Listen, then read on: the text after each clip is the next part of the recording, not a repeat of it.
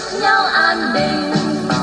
Mừng Chúa sinh ra đời, nào mình cùng nắm tay tươi cười, hòa bình đến cho muôn người, cùng cất tiếng ca mừng vui.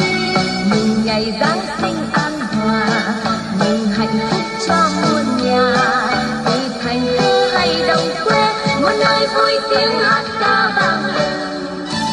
Đêm Noel, đêm Noel, ta hãy cùng vui lên. Đêm Noel, ôi đêm ta xin ơn trên ban hòa bình cho chân. Đêm Noel, chuông vang lên, chuông giao đường vang lên. Đêm Noel, ôi đêm Noel, ta hãy chúc nhau an bình. Một trời sáng trong thơm lành và một mùa tuyết ôm cây cành, một màu trắng bao la tình, một nỗi sương vui hồi sinh.